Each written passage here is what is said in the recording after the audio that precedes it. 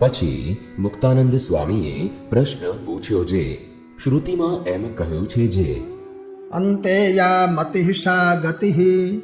એવી રીતે કહ્યું છે જે અંતકાળે ભગવાનને વિશે મતિ રહે તો ગતિ થાય અને ન રહે તો ન થાય, એવો એ શ્રુતિનો અર્થ ભાસે છે. ત્યારે જે ભક્તિ કરી હોય તેનો શો વિશેષ છે? પછી શ્રીજી મહારાજ બોલ્યા જે જેને સાક્ષાત ભગવાનની પ્રાપ્તિ થઈ છે તેને અંતકાળે સ્મૃતિ રહે અથવા ન રહે તો પણ તેનું અકલ્યાણ થાય નહીં. તેની તો ભગવાન રક્ષા કરે છે. અને જે ભગવાન થકી વિમુખ છે તે તો બોલતા ચાલતા દેહ મૂકે છે, પણ તેનું કલ્યાણ થાતું નથી ને મરીને યમપુરીમાં જાય છે. ને કેટલાક પાપી કસાઈ હોય તે બોલતા ચાલતા દેહ મૂકે છે અને ભગવાનનો ભક્ત હોય ને તેનો અકાળ મૃત્યુ થયો તે માટે શું તેનું અકલ્યાણ થશે?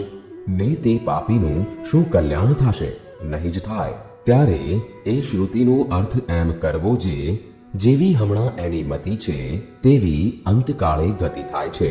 માટે તે જે ભક્ત છે તેની મતિમાં એમ રહ્યું છે જે મારું કલ્યાણ તો થઈ રહ્યું છે, તો તેનું કલ્યાણ અંતકાળે થઈ જ રહ્યું છે. અને જેને સંતની પ્રાપ્તિ નથી થઈ ને ભગવાનના સ્વરૂપની પણ પ્રાપ્તિ નથી થઈ તેની મતિમાં તો એમ વર્તે છે જે હું અજ્ઞાની છું ને મારું કલ્યાણ નહીં થાય. તો જેવી એની મતિ છે તેવી એની અંતકાળે ગતિ થાય છે. અને જે ભગવાનના દાસ થયા છે તેને તો કાંઈ કરવું રહ્યું નથી.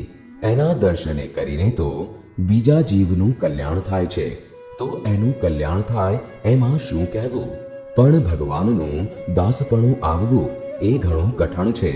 કેમ જે ભગવાનના દાસ હોય તેના તો એ લક્ષણ છે જે દેહને મિથ્યા જાણે ને પોતાના આત્માને સત્ય જાણે, અને પોતાના જે સ્વામી તેને ભોગવ્યાના જે પદાર્થ તેને પોતે ભોગવવાને અર્થે ઈચ્છે જ નહીં, અને પોતાના સ્વામીનું ગમતું મૂકીને બીજું આચરણ કરે જ નહીં. એવો જે હોય તે હરિનો દાસ કહેવાય.